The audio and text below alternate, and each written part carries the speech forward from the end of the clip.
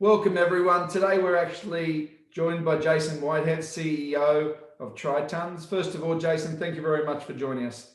Oh, thank you so much for having me. Really appreciate it. Yeah, Jason and I have actually connected more recently. Actually, a lot of my guests prior I've known for some time, and I actually connected with Jason in the last couple of weeks. And it was something that really I think is one of the most pertinent things around organization success, but also technology success, is change management and adoption. And Jason really did trigger me on a number of thoughts that I had. And I really would love to go through that today. But Jason, before we do, I'd love you to give the audience an introduction of yourself and your organization. Great, thanks. Yep. So my name is Jason Whitehead. I'm the CEO of Tritons, and we are a change management and customer success consulting and training company. So we work with two groups of organizations. We work with buyers of technology to help them set up and establish long-term user adoption success programs in their organization.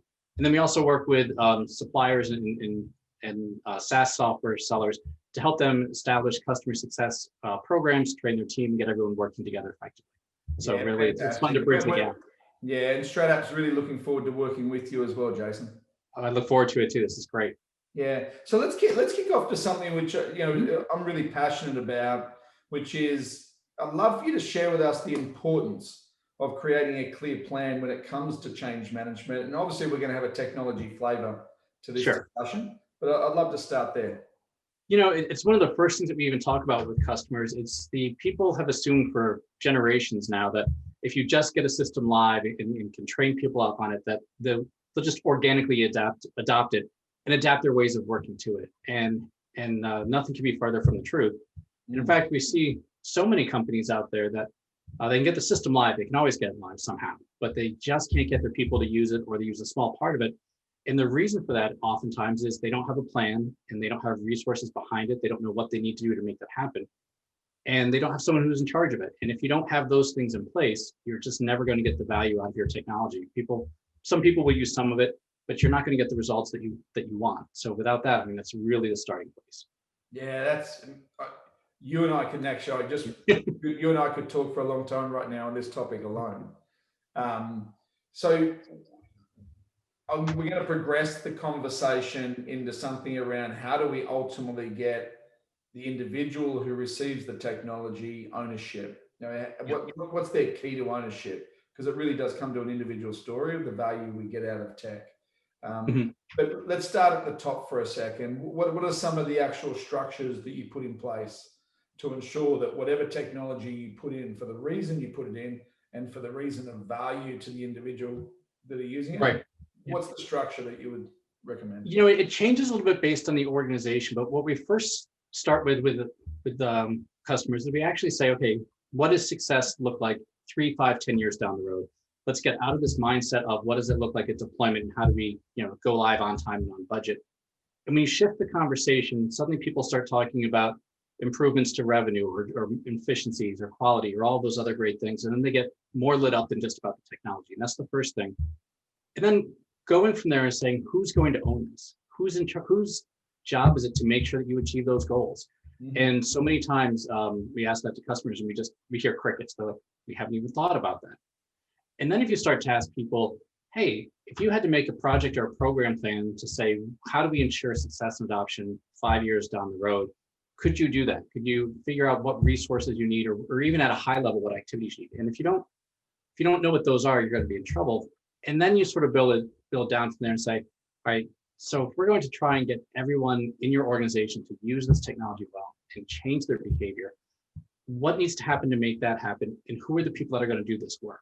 And that really comes into your structures question, because it will depend on so many things, from the complexity of the technology, the number of users, the location of people, the cultures, the language, all that great things. But when you really start to look at what does it take to make this happen, that's when you realize that, hey, we can't just leave this up to hope, because hope's not going to get us there. Yeah, stratapp. We talk a lot about, because stratapp, when we look at strategy, execution, collaboration in one seamless place, we talk about that today there's technology like big technology like ERP and CRM and HCM and these technologies. And then there's all these micro technologies that's being delivered inside organizations, but the challenge is not everyone's working across those platforms. Right. They're isolated, therefore isolated data, isolated visibility, et cetera, and the story just keeps on going on. As you look at your plan and the clients that you work with, what are they driving towards? Are they trying to drive towards everyone moving in the same direction with a piece of technology, or are they really trying to isolate it in the functions and just get those niche problems or those niche needs solved? I find most of them are really looking to transform their organization, and they do it with the hope of achieving great collaboration in some form or fashion. And typically it's across multiple systems. Like you said, we've got all these different tools, but ultimately what they're really hoping for is, let's do some silo busting in terms of our mindset, our behaviors, our organization, and what are the technologies that are going to enable that. Mm-hmm. You know, and it's really fascinating to me is when you look at it from that perspective, it's about changing user behaviors and how people do their job on a day-to-day basis to make proper use of technology, and shifting people out of the mindset that, you know, I can get my job done in this small little space here, and I can do it to the best of my ability, but you know, I have no clue how that's going to impact your job to do your ability to do your job. Yes, yeah. And trying to get people to really look at that and say, you know, I may be a great individual performer, but if the whole organization suffers because everyone else can't do their job, then we all lose. And that's kind of the mindset we're trying to get people out of, is that individual performer. Yeah, yeah. I love that, because what I've seen, because I've been decades of experience, is that we, as a leader in a business, we tend to buy technology that's for the purpose of the company. Right. We don't always buy technology that's for the purpose of our teams or the individuals in our teams. And I think the world has shifted significantly over the last 10 years, because those individuals and teams are making their own decisions. Yeah, what it's created is data silo. You said the word silo, I think, earlier.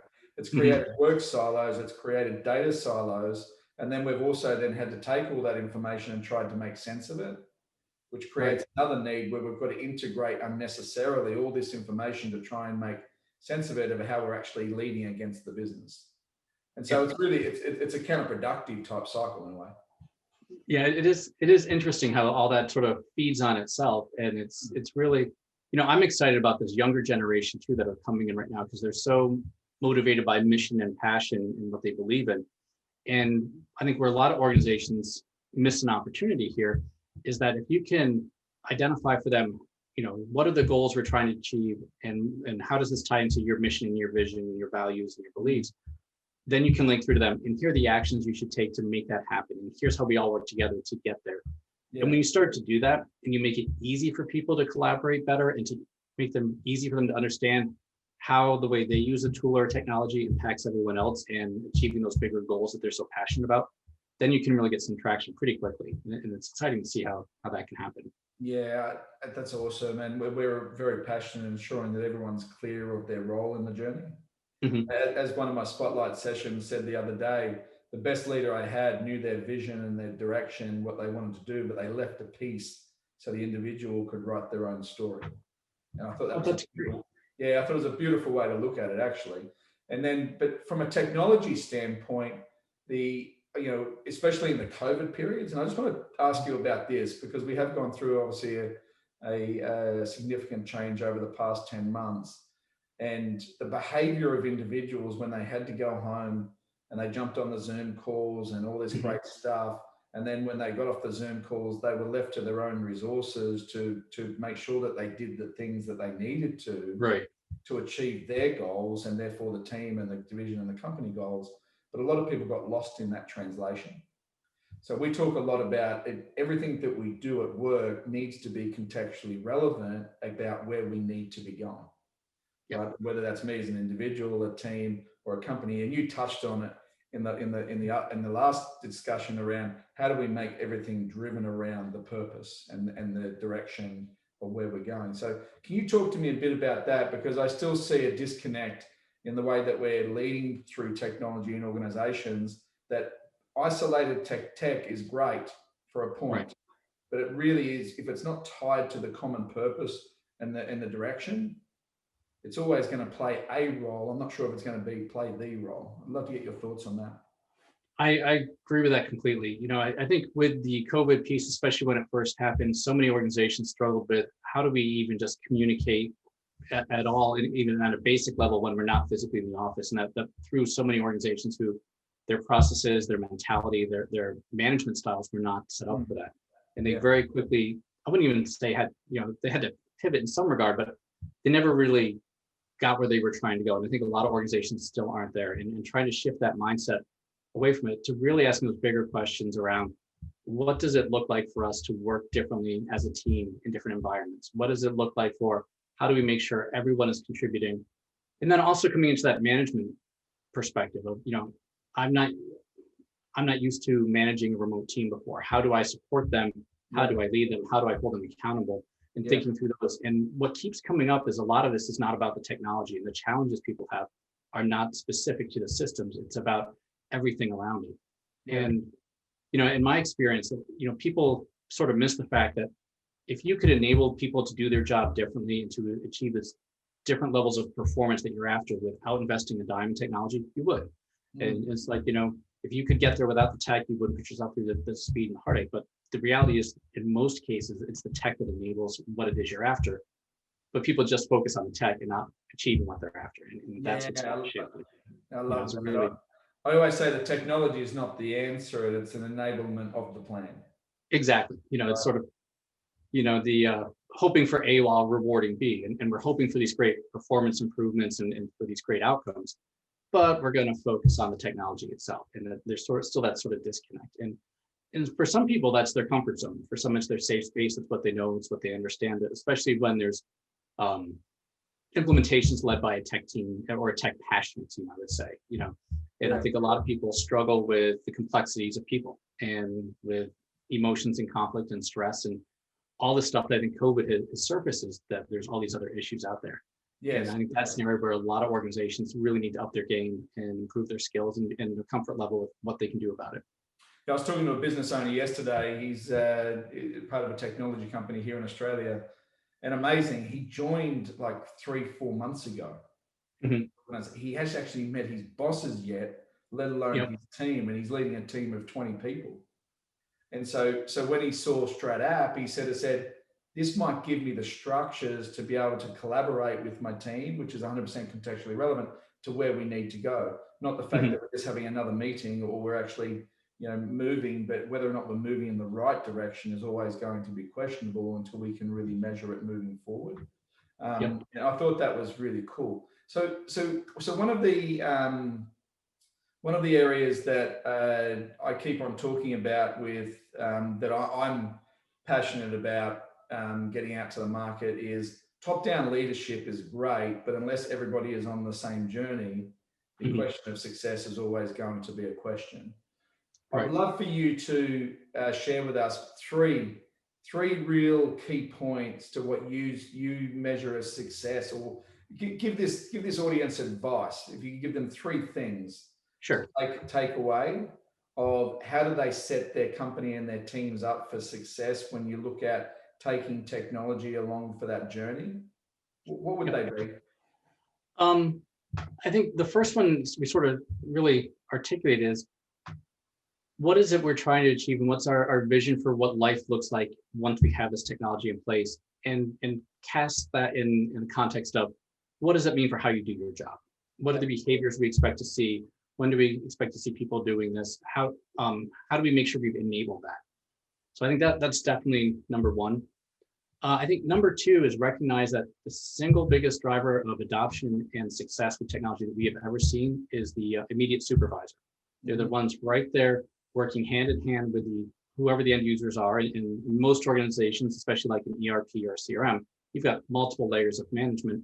All of those folks, how people lead their direct reports, how they hold them accountable for achieving results is absolutely critical. And in 99% of the cases I've seen, no one has ever asked the direct managers to get their people to use the technology or to use it in a way that creates value. And it's, one time I actually went and we were interviewing some users. I'm like, why aren't you using this? And they said, no one ever asked me to. You trained me on the app, but you never said use it. If you tell me what you want me to do and when, I'm happy to do it, but no one's ever given me that feedback. So I think that's a big thing as well too, is making sure that those items are in place. And then I think the other piece is that most organizations don't pay attention to that there's often barriers outside the end user's control that prevent them from using the technology even if they want to. And if you don't identify those, if you don't resolve those, and many times resolving those requires, coming back to your question on structure, requires an organizational authority or resources above the end user level to remove those barriers. They can't use it even if they want to. And I'll give you a quick example. Several years ago, I was working with one organization. They were getting ready to go live with a multi-million-dollar project. I think it was like several $100 million that they had spent on this fund at this point. So it came to the point that it was real money. And after many years to getting ready to train the users, and we went out and we asked them, what do you need and how do we want to structure this educational program for you? And then we asked the question, other than training, what else needs to happen to enable you guys to make sure you can do this on a day-to-day basis? And they found out one department alone had 30,000 lines of custom code that needed to be rewritten that no one had identified. And people say we're going live in February, but this team couldn't do their job using the new system until September, October at the earliest. If they didn't do their job for 6 months. So people can't always do it if you don't want them to. So you've really got to think through the behavioral aspects and all the other non-technology issues that may get in your way and resolve those. Yeah, no, fantastic.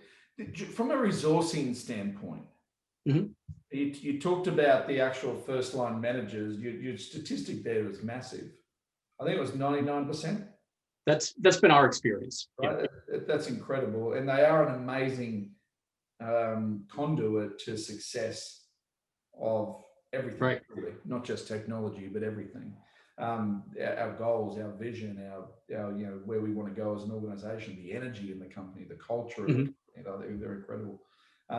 So when you look at the adoption of the end user, what's the and I don't want to look at the challenges for a second. I would just want to to wrap this up in a way that, because ultimately it's how you and I use the technology and what that personal value is for you and I. The question is, how often are you going to use it? What's the value out of it? How am I going to collaborate with the teams? Is it aligned to the contextual relevance of where I need to go and where the team needs to go? What's your advice to that group? And how do they get the magic out of the technology that's being driven by the organization? Yeah, I think part of it needs to be that making sure that they understand that what made you successful yesterday will not make you successful tomorrow. And if you do your job, how you do your job matters just as much as how well you do your job. And really getting people to think about that, but then link it back to, this is what it means to be good at your job, and this is a key piece of it. That's there. And then recognizing that with a few simple steps and spending a little bit of time helping folks and then reinforcing it, you can expand people's comfort zone. I hear all the time, like, oh, it's outside of a comfort zone. Oh, people are afraid. Oh, people are resistant. Usually if you hear people say, oh, people are resistant, well, no, that means you've got more work to do. They're usually not. And they're not if you engage them in the right way. So I think that's a big piece, is that people want to be successful. They want to be proud of the work that they do. They want to be excited about the work that they do. And it's up to you to figure out how you make that happen with them and help show them that this is absolutely key to it. And when you do that, and when you reward that and recognize the contribution that has, especially with the frontline folks, that's very motivating, and that does feed on itself. So I think there's a lot of simple things that can be done. You just need to know how to go through and do them. Yeah, and every organization is different, right? So we need to take those nuances in, and individuals are different. Like I'll learn different to Jason, and Jason will learn different to Ash, and we need to be cognizant of that. And that's what I'm really enjoying on the stratapp journey. The tool, it's a structured tool, but it actually allows the individual to learn and own in a way that makes sense to them. Right? Really powerful. Yeah, and I think that's so important to your point, and that links back to the manager and supervisor. They are the ones who know their team, and they know what's going to resonate with certain team members and what won't. And different individuals, different stages of life. Someone who's 6 months away from retiring is going to have a very different motivating factor than someone who is just out of university and early in their career and looking to really grow and develop. And trying to figure out how you relate to those folks. And I think that's where empowering those frontline managers with, here's where you need to get your team, here's, your folks, let us know what we need to support you, you'll get them there. But you definitely need to take all of that into account. Yeah. So Jason, as I said earlier, you and I could talk for a long, long time.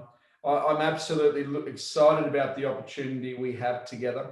to work Me too. together, because when I was at Concur, one of the things that we did exceptionally well, and Concur became a really large organization, a very successful company, but it also was dependent upon the organization understanding their own limitations of adoption of the Yep. technology, right? How you roll it out and how you get people to adopt it and that type of stuff. So we actually partnered with a number of organizations that more Mhm. sat on the client side as much as they sat on the Concur side. And I think that's the beautiful part of both, that our partnership brings on that, because ultimately it comes down to the client's success.